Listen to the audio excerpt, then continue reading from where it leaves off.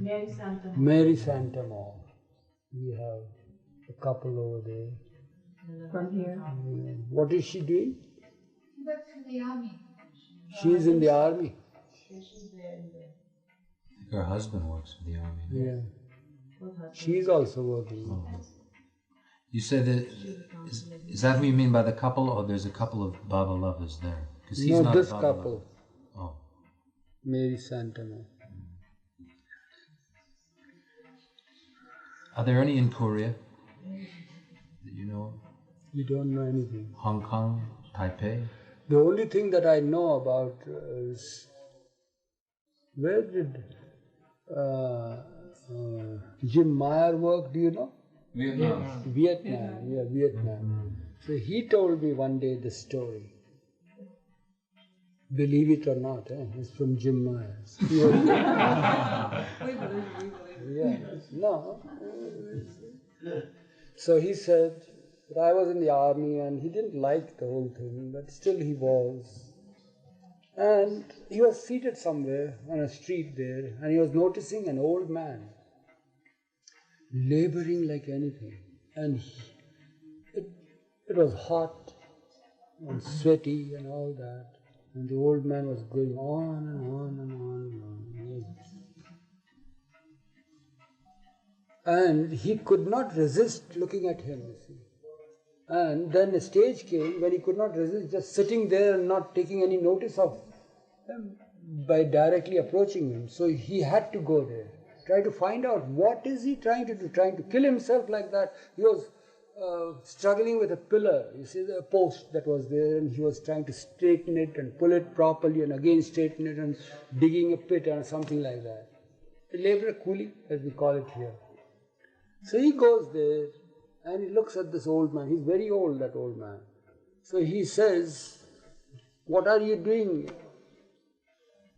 And to his amazement, what he sees is that he has a Baba button on his chest. The old man? The old man.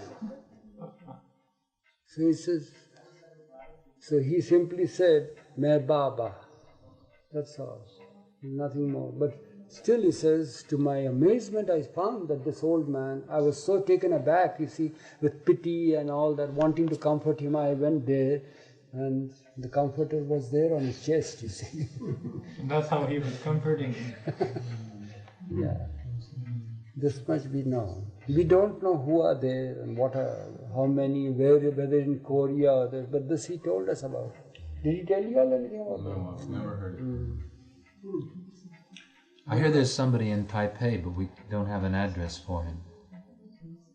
I don't know. What about that chap in Australia? They got my His grandfather met Baba and He didn't have the came address on either. pilgrimage to Mecca. Yeah, that is in Jakarta, yeah, Malaysia. Bangkok, anybody in Bangkok? Singapore? You do strike odd ones, or you hear of odd ones who met Baba as a result of some public occasion. And they never mention Baba again. 20 years later something is said and they say, "Oh yes, I met him." That has come up in Australia. Once Baba was asked in the States, reporters had come. So one of the reporters there, Baba paid visit 3 times. He was round the world 3 times. 13 times he went outside the country. So during one of his visits, he was asked in the 50s, it was. Maybe know how many disciples you have got all over the world. What's the number of your disciples? So, I was the interpreter. I wondered as to what is he going to say now. How? What number of his disciples? Do we have a count or anything? We never count, or we don't even know. So that came the reply. He says, "Do you ever intend to count the number of hair on your head?" He's putting a cross question to me. That was the answer.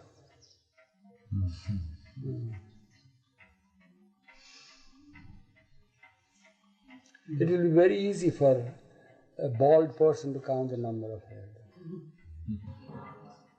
But Baba had a lot of hair. Baba had a lot of hair. He always has, you see. Yeah, lot of hair on his head.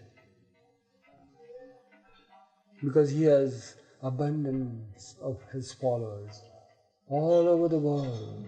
Sometimes he In wears a one cup. form or another, longing for him, calling out to him, not knowing whether they are calling out to MeherBaba, Buddha, Jesus, or apart from all the established Advents, you see, there are many, many who call out to him. And they are all his followers.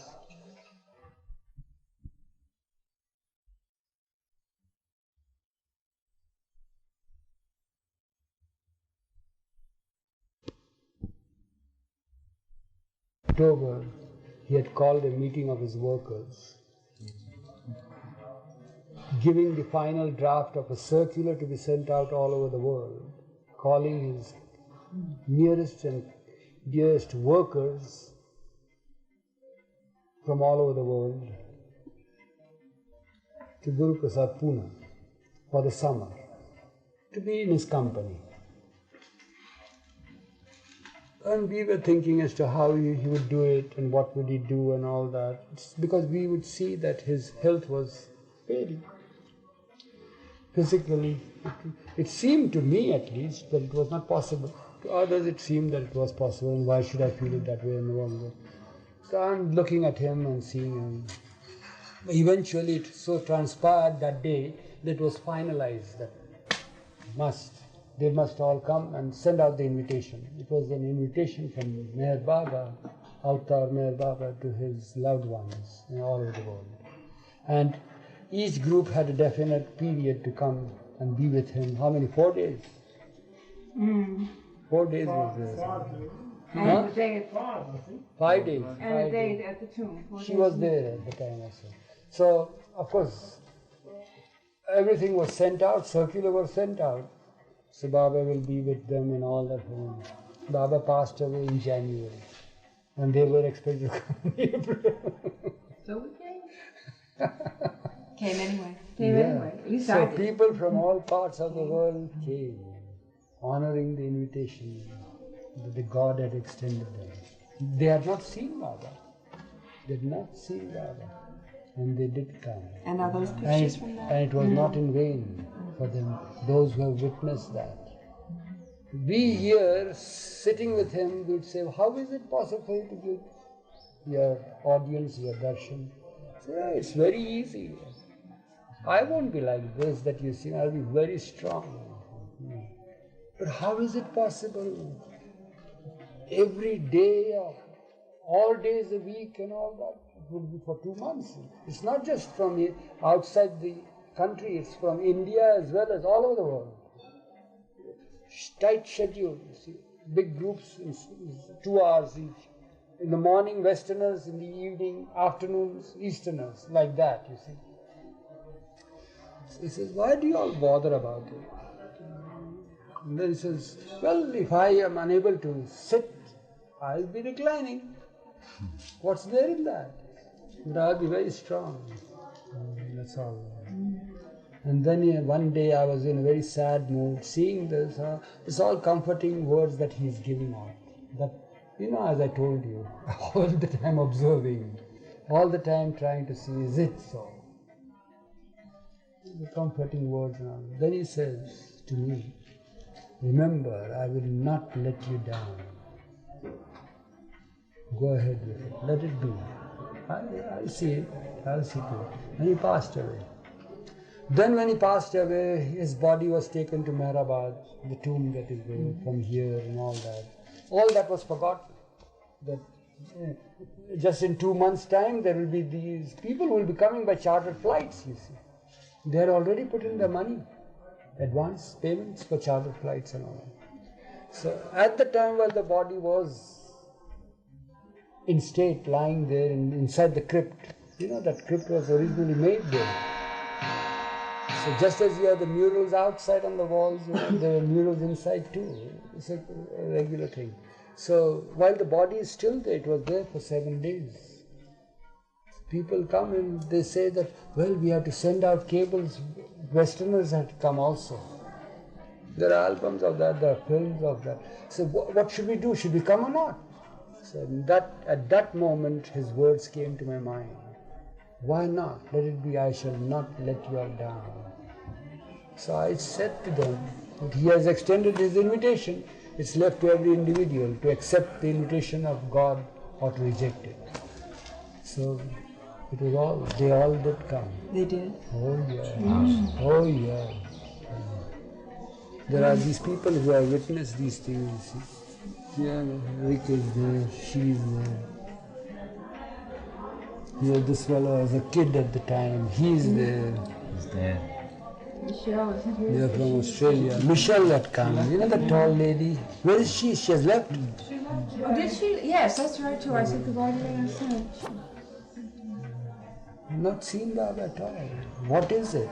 This is the miracle of the God-man. You follow? It's the love that draws. Nothing exquisite, nothing extraordinary. It is the silent giving of his love to all. Without anybody noticing or seeing him even, knowing him. It's that draws people to him. They know it. They feel it that way. They don't come here to expect anything. There's no such thing as a great thing, you see, Disneyland or anything that attracts them over here. Nothing. Unless they come to see us, you see, the creatures of the zoo that he has left behind. Who just died saying this. Yeah, he was noticing at the time, New Life, who was this sole supplier of cream to the Caventers, biggest firm you see in India, foreign firm, supplying cream for butter and other cheese and all that. So, when he came in contact, you know how he came in contact with Baba? Through a vision. You know the story? No. Yeah, when you know Baba Jana, then you must know about him. You must know it. You know it. I've forgotten it. Come on now, I know. You are trying to feed your babies. He's always like that. Feeding the baby. Yeah. No, I don't remember it. No, the story that he saw. Briefly, he saw a vision when Baba was in New Life, and he sees somebody, yes. you see. Yes. He sees some great one walking by and says, you come and supply the stores to the... He shows the lane and by lane and then the house. You go and get all the supplies over there for food and all that sort of thing. Give this.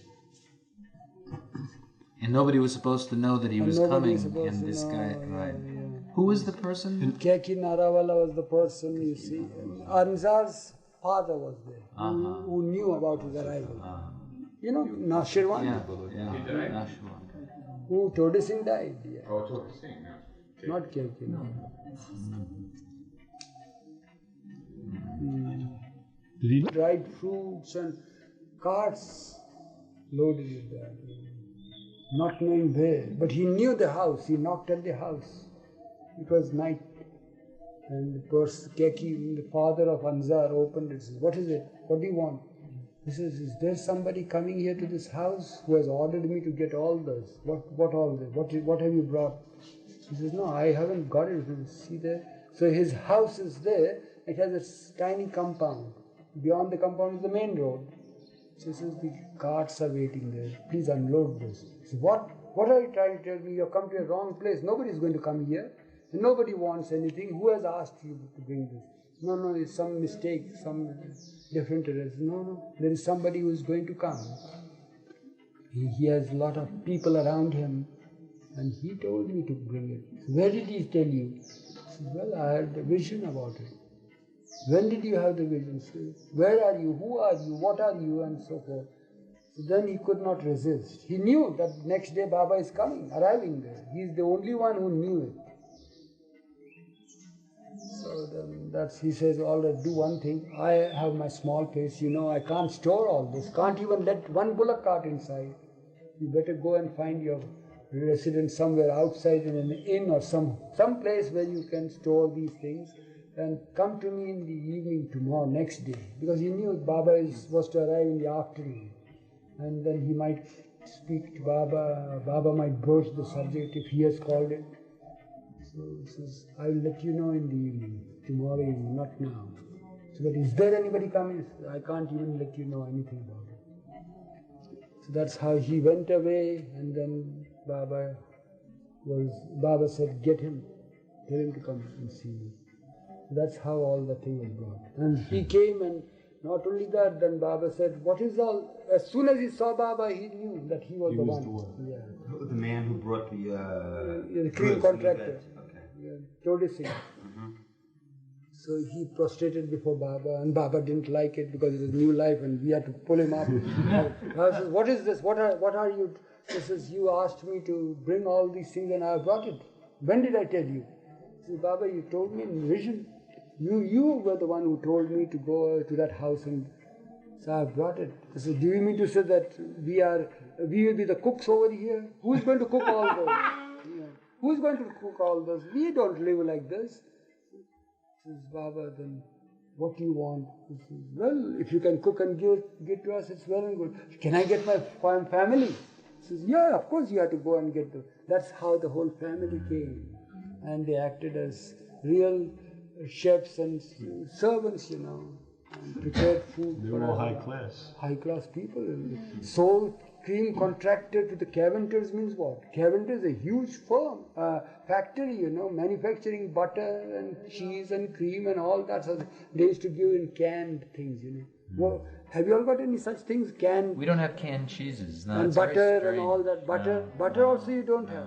Not canned. Here in India. Could be refrigerators, I guess. Yeah, but at that time there was no such thing, you see. So it was, so that's how it was. So Eric? He came. The term Baba Jani? I'm telling you. You're coming. I didn't know if I'd missed it. Yeah. So he came and he did that. His family came and served. Not only served but cooked. Would go to the market, get the fresh vegetables and clean them and do this. And the feast that we had in new life, a life of sheer helplessness and hopelessness, was, and Baba said that our life would be such that even the kings could envy us. That's how we were beggars, and yet we were made helpless and hopeless with the food that was served to us. We felt that. It was such a rich food and prepared with such love and surrender. Their hearts were touched that they are serving the Lord Himself. So that's how it was. So he was so overpowered with all this whole situation that was there, and being constantly in company of Baba and all that, in new life, mind you. He didn't know what was happening. He didn't know anything about Baba and anything. So eventually, then it was, whenever we would ask, what happened? What is this? So he would say, Baba Jani. Noticing, when are you going? How long you are going to stay? All the answers would be Baba Jani. From that day onwards, he just lost the balance of his mind, you see. This is Baba Jani. Anything would be Baba Jani. I'm not saying that you lose the balance, but Baba Jani would be the things that would come out of his mind. So that's how it would be. He just surrendered. And we then, he surrendered. But just see the degree of surrender. So he said, he knew nothing. Everything is he who does it. He is the one who is the doer, the cause and everything. He didn't know who it was, and he didn't know who it was. Yeah, so Baba Jani. So we forgot his name as Tori Singh, and we used to call him Baba Jani. Baba Jani said this and Baba Jani said that and this and that. But see what happened is that after some time, I think after about 15 days or 20 days, I forget now exactly, that he cooked and served and all that. Baba says, I'm well satisfied and pleased with you. I'm really very happy. Now you go back and do whatever you like. Go back. So all of the family were sent away and all that. Wife, children, they would cook and all that. They all went back. It was a very sad parting for the whole family and all that. And there he ordered his family that from today onwards, means the day they arrived there, let the kitchen of the house be always open to any wayfarer who comes for food, lest he might come and we might refuse him food. So he had kept the whole kitchen. The family continued to cook and kept food ready at all hours of day and night for all the people who would come. So people, when they, you know how it is, food means draws any people, any vagabond can come and eat it. There was no objection, nobody stopped to eat food there. Yeah. Lest one day he might come and we might refuse him. He lost all his wealth in feeding the people. This is Torrance Singh. His name was Tode Singh. Is he still alive? No, he died soon after. Then what happened after some time? Then, of course, he was inducted in New Life in a phase called ghee manufacture. He was called again. That's how we came to know about this next phase of his life. When he came to us, and Baba said, "Now, look, you know the know-how about it all. I want them to do ghee business. Ghee means clarified butter. So you help them. Get all the cream that you are supplying to Caventer, stop that and get it here." So that's how it was all. Caventer's shut down there, and we started manufacturing ghee and all that. So he was with us for quite a long time. And then when he went back, it all continued. And then his son got married very happily and all that. But gradually, his wealth dwindled to zero, as you say. Zero credit. Zero credit, yeah. And then he passed away happily. How old was he? He must have been, at that time when he passed away, he must have been about nearing 70. Before Bobby passed away. Yeah, before Baba.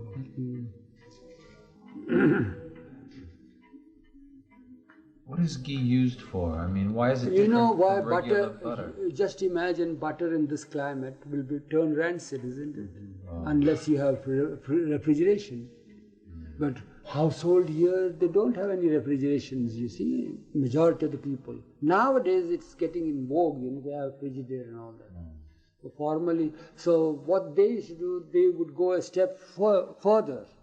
You prepare butter, separatize, trained, and from cream you gather butter. And that butter is boiled again and made into ghee. There is certain temperature coming. Oh no, not skimmed, it's clarified. So the butter, all the water is just evaporates and all that, and it's there. And that remains for over a year, properly kept. It tastes different. You can, whenever you want, you can take it and cook anything, and it has a beautiful aroma, you see, of ghee. You can get ghee, but pure ghee or just hydrogenated. No, well, I think it's pure ghee. It's made for the Indian community. Yeah. If you can fry an egg in that, my God, what that egg tastes delicious. If you put a little spoon of it, you see, in dal, boil it and give it. Can you spread it on bread like butter? And We as children, you see, when freshly prepared ghee is there, mothers used to give us on a chapati, and sprinkle little sugar and roll it and give. That would be our afternoon delicacy, you see. We children loved it. Sometimes it's better with brown sugar. It brings out the flavor of brown sugar as well as ghee. It's very delicious, very delicious. Much better than the smell or whatever you call it, the aroma of the butter that you have. That butter scent. Yeah, it's a different thing. Yeah, much better than that. Only farmers have real ghee now. Oh yeah, even that is gone. It's lost. It's now abnormally costly. Ghee is about 50 rupees a pound. 50 rupees a pound ghee. Who's going to buy it? Formerly it was hardly 5 annas a pound. What's the additional process with the butter? All that you have to do is to boil the butter. Yeah. Heat it. So the butter, there's moisture in it. You see the boiling there. And there's little scum that comes, you see. Yeah. You just throw the scum out. Yes, small. And then, but it must have a proper consistency. If you go a temperature beyond it, it gets burned, you see. So yeah, so the sukar, what do you do? overheated water because it was done brown. Yeah, not to be overheated, not to be underheated. Immediately when the water part from the bottom evaporates, and that's come over, remove it, and then that's the purest. If you take a pound of butter, you get half a pound. A pound of butter will make a half a pound of ghee. No. Less. Half a pound less, I think. Much less. Water is All that is water. Butter is water. I know somebody who did that, a Syrian lady who always does that to her butter, and the things that come out of American butter, she said you wouldn't believe, the hair and the dirt and the impurities. Now don't talk about it. No, but it's good to have clarified butter. You can preserve it without refrigeration. You can take it whenever you want, cook anything in it. But just getting the moisture out will make it last for a year, huh? Yeah. Yeah. Provided you don't put the spoon there and taste it and then put the spoon again, or take it out, you say like this, or in the mouth, or in the, keep it sterilized. Otherwise, Westerners are prone to dip your finger, taste it. I said, nice. Put 2 fingers and taste it. Very good. 3 fingers. Yeah. Only Westerners. You are there. We never do that. That's a big Easterners, we never. Otherwise, it is. Yeah, it is considered to be defiled. Even in our homes, nobody does this. You see, nobody. Even children? Children also. They are brought up like that. Not to do that. Not to put your finger in. You can put your fingers. We eat with fingers in your portion of the food, but not in the main dish. From the dish, you take it in your this, and then you put your fingers there. You can't just take this and eat it like that. If you put your hand to your mouth, then your hand becomes defiled. Yeah. It's to your mouth. And you have to wash your hands before eating. Yeah. You keep hygiene. But that's formal means what? There in the West, you see who eats because they have their gloves and all that. It's always clean. There's no need to wash, You have your cream and all that sort of thing. Oh, don't tell me that. They do. We wash before eating. But it's all freezing, the water is very cold. No, for we us have hot and this water. and that. Who's going to wash? We eat with spoons, and that's why spoons and forks Eric, we have hot water everywhere. Why do you have cutlery then? Hot water and soap everywhere. Why do you have cutlery? Instead of using our hands. Eric, but we still eat The bread with our Europeans, we hands picked it up from the Europeans. Oh, Eric, you watch them go into the dining hall, and maybe a quarter of you will wash their hands at the pilgrim ceremony. I always do. I never get the dining hall. But without everyone washing just goes my straight hands. in. I never. You mean a lot wash? There's or a few lot of wash? slobs Few here. wash. You will wash. You really? Less Oh, in this country you have to. I mean, 5 Yeah. minutes after you wash your hands, they're again, dirty in this country. in this country you do. Now you sit here, see how the feet are there and all that. You go out, I have gone out, it is there. So it is best not to have a fad of washing, but when you want to eat something that you want to put in your system, wash it. It's best to have that, to err on safe side. That doesn't mean that you wash anything off or anything, but it's the comfort that it's clean. For others too, because others do not want your hands to put in dirty hands to touch anything.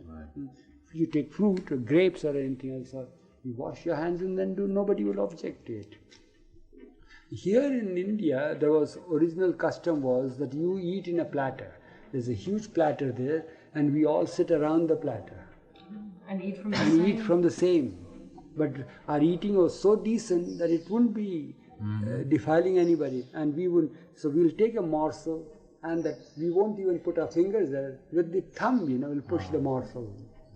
Take your thumb and push it in like that? Yeah, we have this. Pick it up with this and shovel it with that. Shovel it with that.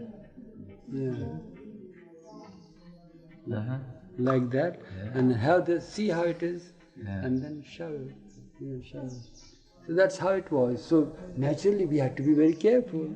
All the elders are there, the children are there, so children are taught. Yeah. That was the etiquette at the time. But all not now. sitting. But not No. It's gone out. Yeah, all that. in Now India. because plates came into vogue. Plates came.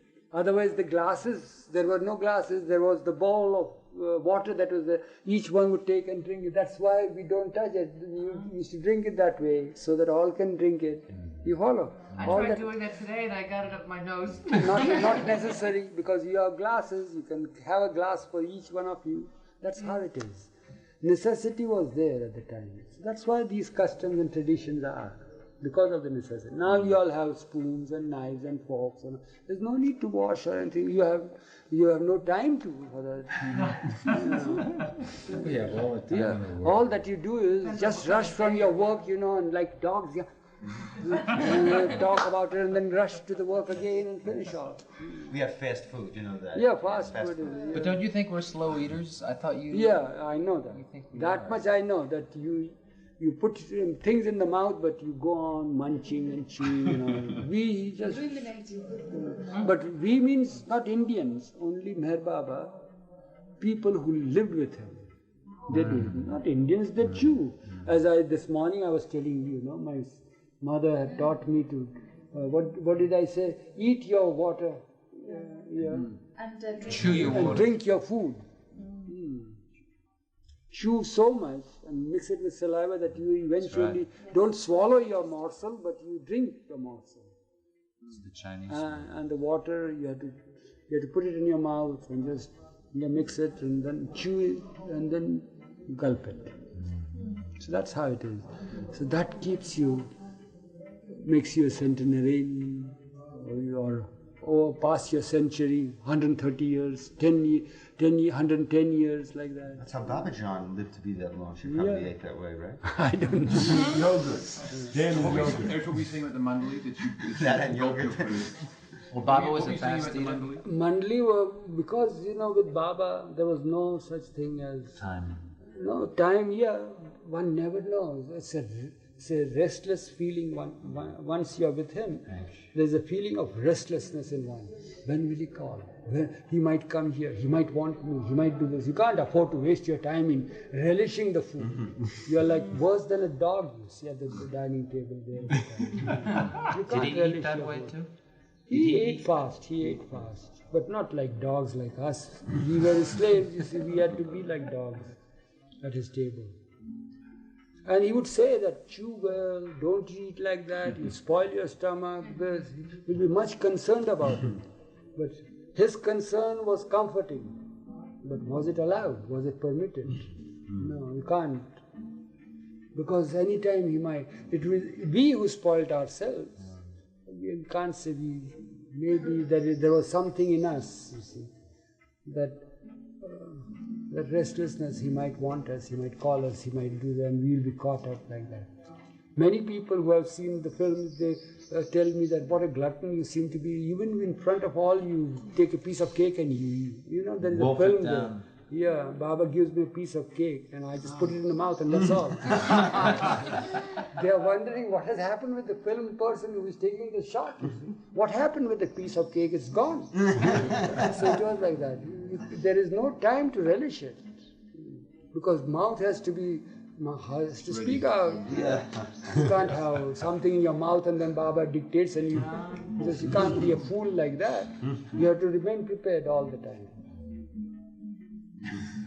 Yeah. Did you ever choke? Who really? Yeah. Choke from putting too much in your mouth at once? No, sometimes it might be at the time when somebody would ask, you see. Nowadays we are getting that sensation. Weakness, Pendu every night, you see, he has to just cough and all that. So nowadays we are feeling that because we talk at the time while we have that rapid food inside, you see. So it seems that some parts of our anatomy have gone weak or something like that. So there is a choking sensation. You have to cough it out and it doesn't. Sometimes I have it, but invariably Pendu has it, not follow. Every night he chokes. Yeah, because some part that that valve must be getting weaker or something like that. But not at the time. Not at the time of Baba. No. That's incredible. I think it has started. Finished. It's over. Finished? Yeah. Oh, What has a beginning has an end. it has an end. Thank God. It's a great comfort. I hadn't heard that. What? Today. It has a beginning, has an end, but I've always believed. Yeah. Everything that's composed must come apart. Isn't that Buddha? So does the world did the world have a beginning? Buddha said, huh? Yeah, it must have. The world had a beginning? Yeah. Isn't it the beginningless beginning? Well, that is the creation, not the world. Creation had a beginning. Yeah. So creation will have an end? Yeah. Everything has a beginning. The Advent had a beginning. The Advent must end. But there is no end. Would you repeat that? It's infinite what? It is infinite unconsciousness evolving itself into infinite consciousness. And as So such, it's like a Mobius loop. Yeah, and as such there is no end.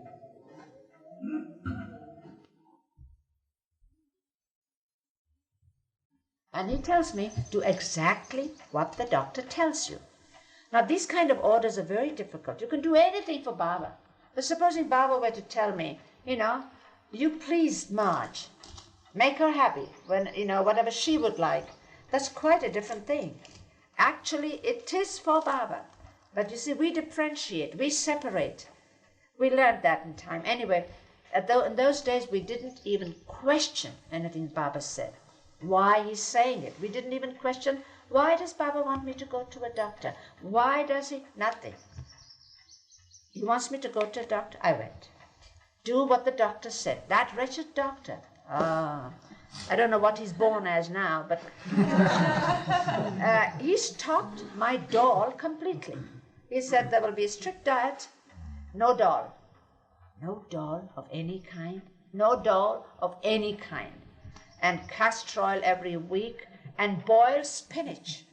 I hated vegetables. At home, my poor mother would cook vegetables in such a various ways and very delicious. I'd push it away. No use for vegetables.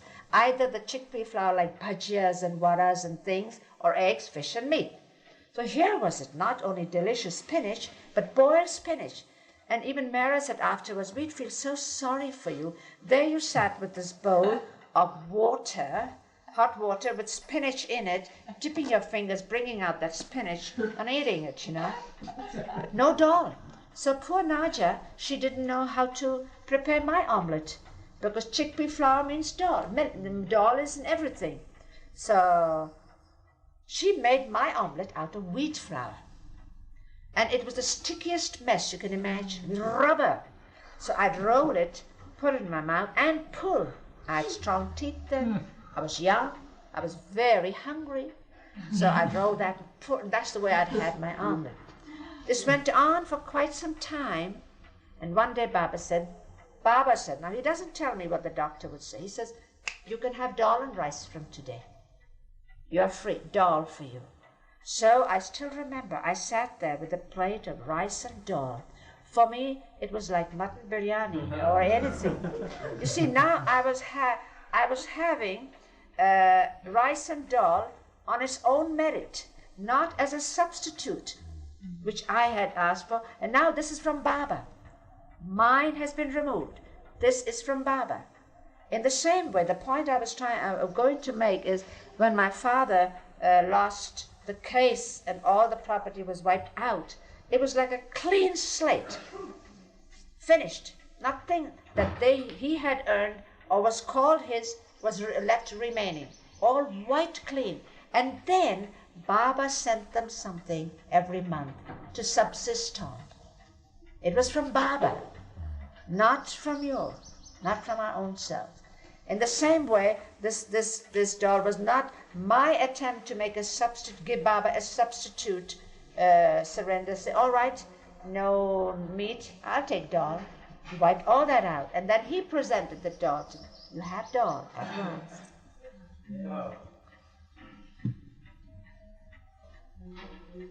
You see, in that same way, we offer so many substitutes to ourselves and to him, because it is no joke giving the real thing.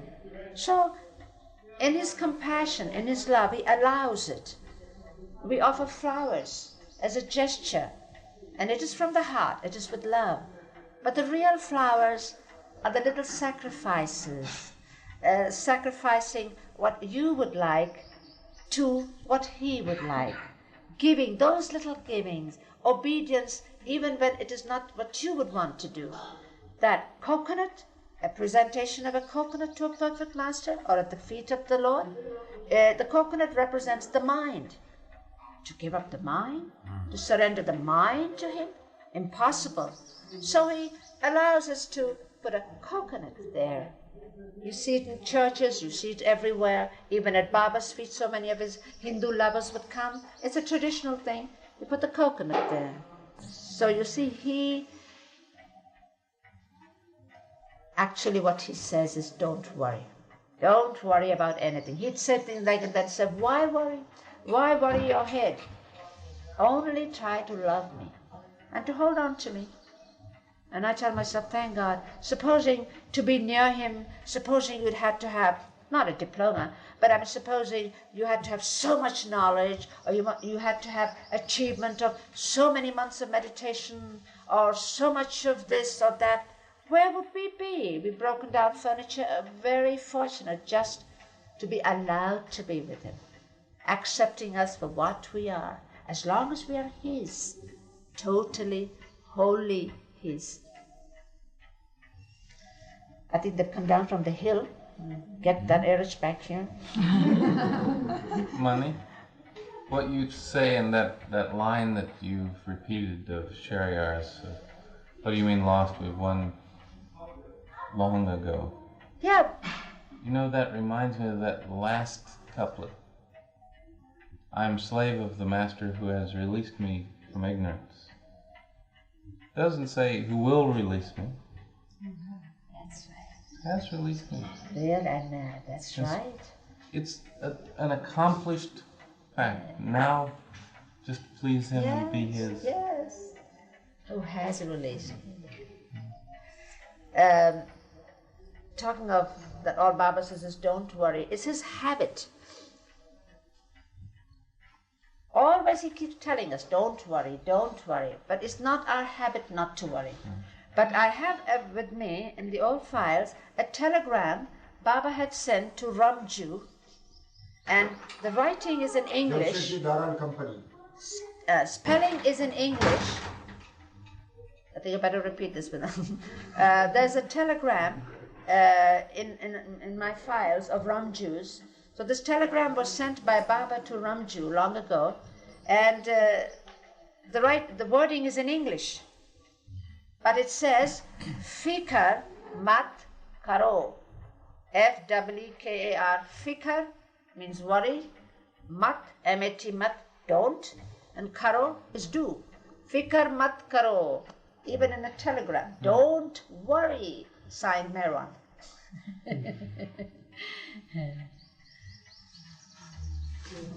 I think one of you all may be soon starting making a song of Fikar Mat Karo, Jabin.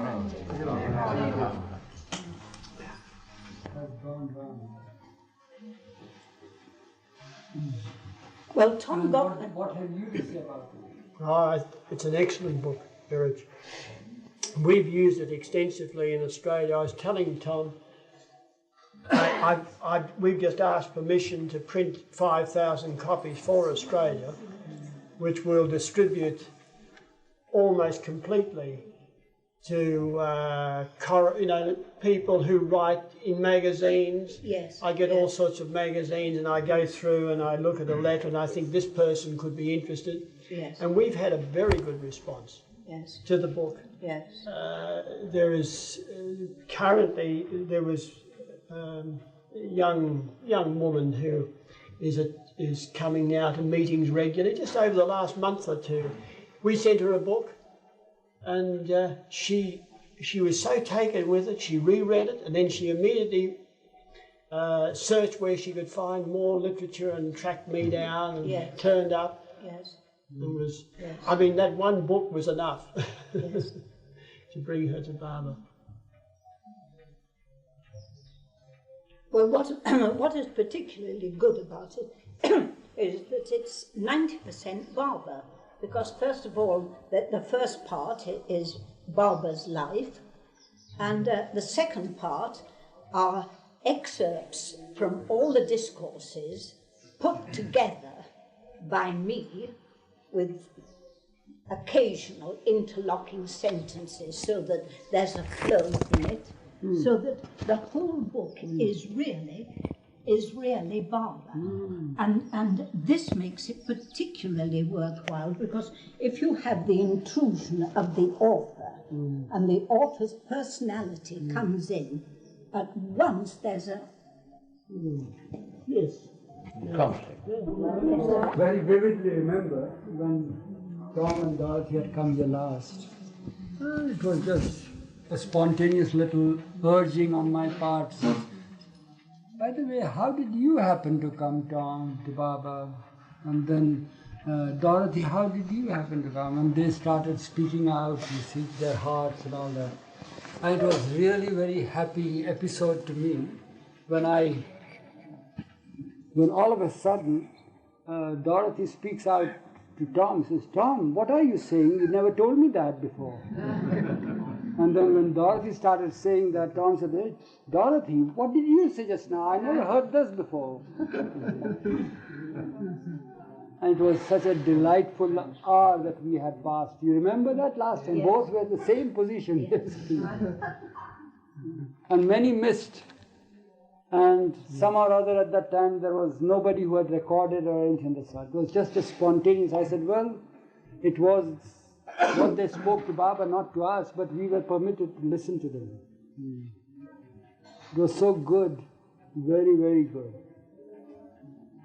And I'm sure the youngsters would benefit by these things. In this, because Baba always claimed that he didn't do miracles, but there's a miracle element in this.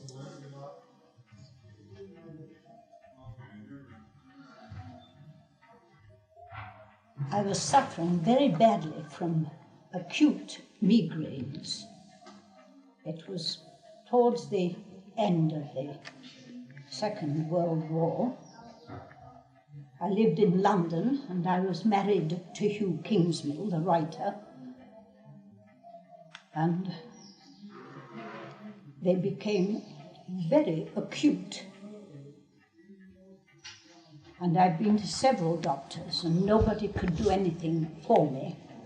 And so I'd gone down to 5 stone. And I was in a very desperate state. And then someone suggested psychoanalysis. I was so ignorant at the time, I didn't even know what psychoanalysis was. I was very vague about it. And however, a psychoanalyst was found for me, and I had been going for about 6 months, and the migraines had stopped and the vomiting, and I was feeling fine. No, it's quite all right. And then one evening, a figure appeared in my dreams. I called him the Persian Prince, and he started giving me teaching, telling me about philosophy and evolution and all these sort of things. And I was absolutely delighted about this. At the time, I was running an East-West group.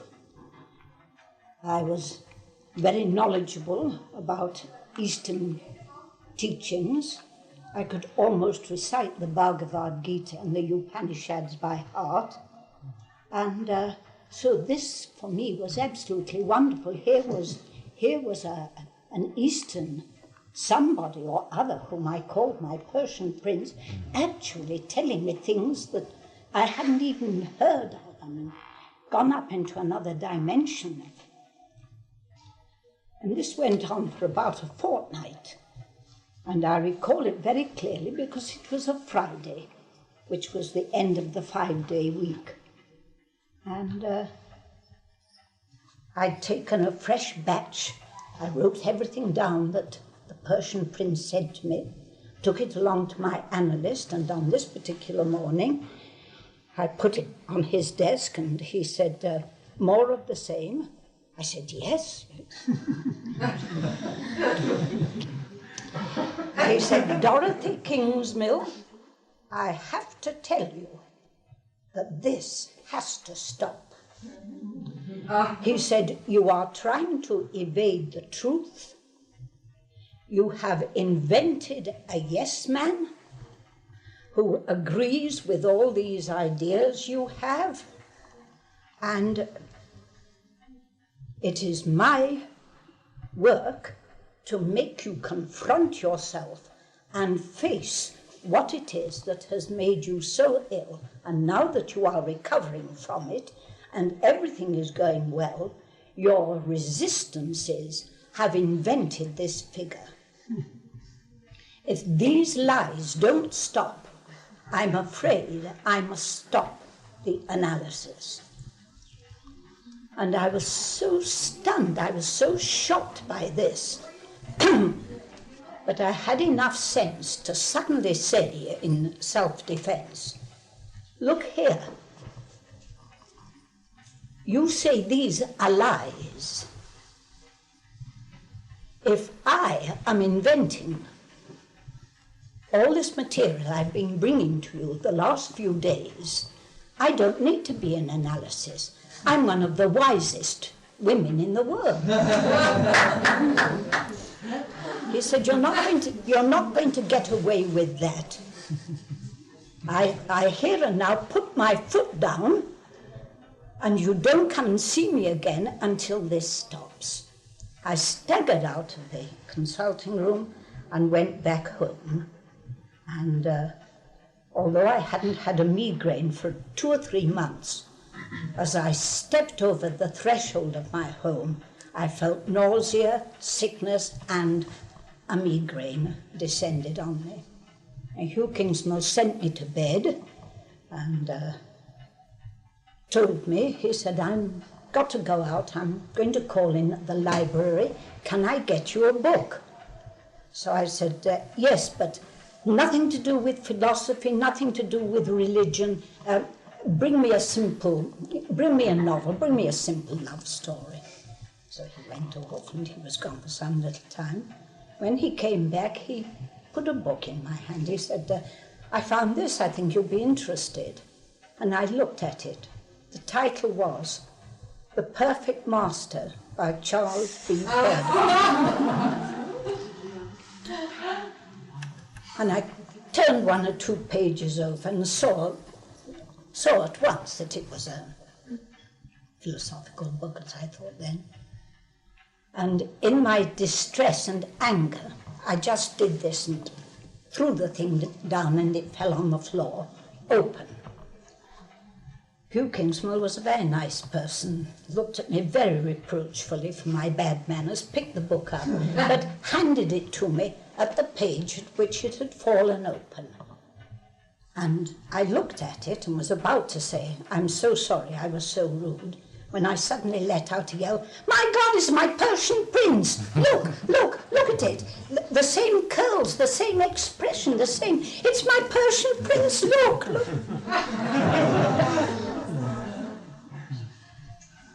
It was then late Friday afternoon. I'd read the book by Saturday morning. There was Will Beckett's address in it, and I wrote to Will Beckett straight away, and the posts were quick in those days, despite the fact that there was a war on. And on Monday morning, Will Beckett rang me up and said, would you like me to come and see you? Don't worry about your experiences and don't worry about your analyst at the moment. This is how MeherBabaLibrary works. I said, can you come and see me today? And he said, yes, he could. So he came and had tea with us, and the war was on. I wrote to India, but I was some little time before I got a reply.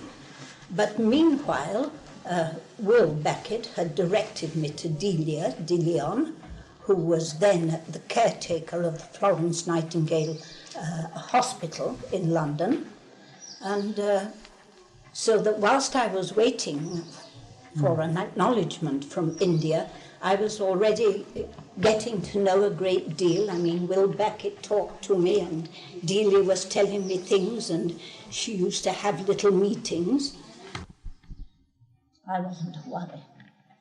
But to go back to how I got back to my analyst, 2 or 3 days after I had written to Will Beckett, I had a dream in which my Persian Prince came back and said, finish your analysis, it's going to be very important to you. Apologize to your analyst, but if you have any more experiences of this nature, do not mention them. They are not necessary to the analyst. Keep them to yourself. So I followed that. I went back to my analyst.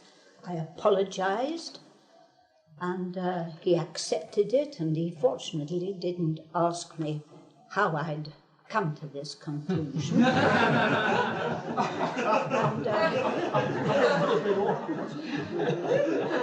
as all of you know who've done an analysis or know anything about it, an analysis is never finished. But I saw to it that it finished fairly speedily, and I was passed out as not actually analysed, but cured of migraine, which of course was true. I was. The talks I had cured me, and that is how I came to MeherBabaLibrary. And when I got the letter from India, of course, poor Baba, how I bombarded him with, Baba, what does this mean? Baba, what does that mean? Baba, what is this? How am I to understand this? Patiently, letter after letter, I got explaining. You know, the inevitable question. I mean, the perfect master. But who was the perfect master who made the first perfect master perfect? You know, this sort of thing. So that was how I came to MeherBabaLibrary. What year was that, Dorothy? It would be about between 1943 and 1944. And when you first met him was what? 1952. And Hugh Kingsmill died in 1949 of a duodenal ulcer, and Tom and I married in 1952. And I took Tom. I made no attempt to convert Tom to... I've never attempted to convert anyone to MeherBabaLibrary. I wait for them to ask. And Tom was very busy at the time, and I used to tell him little bits, but no more than that. So now you go on and say how you came to meet him.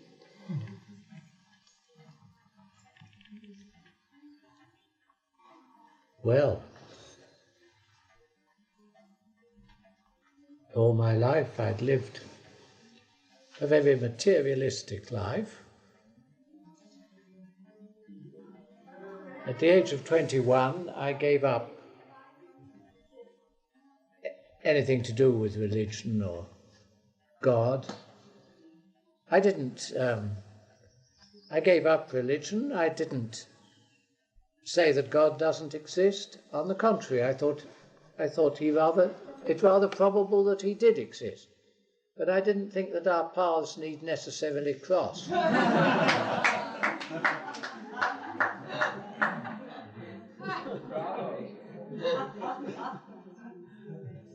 I went my way, and I wasn't going to interfere with him, and I hoped he'd allow me to get on with my life. Well, of course he did. But I began to find that my own direction of it was not as satisfactory as I'd anticipated it would be. And apart from the fact that my own direction of it was not altogether satisfactory, I began to be, I won't say haunted, I began to have at the back of my mind a particular question. And the question took the particular form of words. There's no reason why it should have done or shouldn't have done, but it took the particular form of words of asking, is there a pattern in the carpet?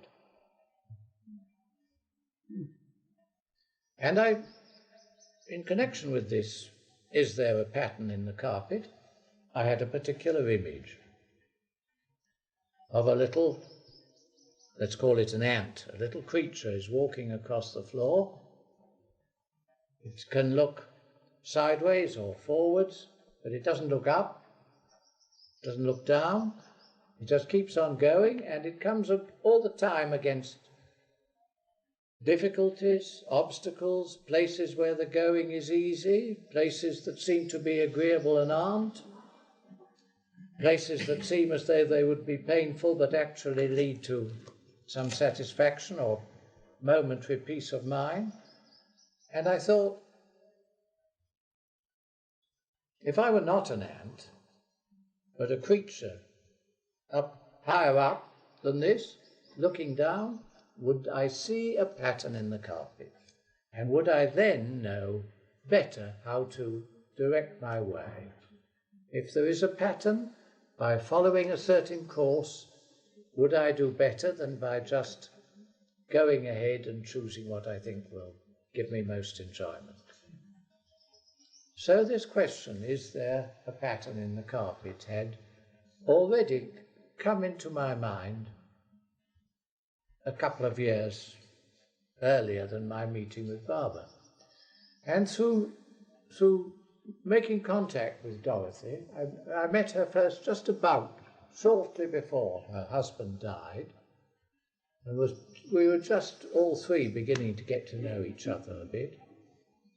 And then after he died, Dorothy and I began to get to know each other much better. And I remember, after a long, long talk with Dorothy, at the end of it saying, I've never met anyone in all my life who is so much concerned about the truth as you are.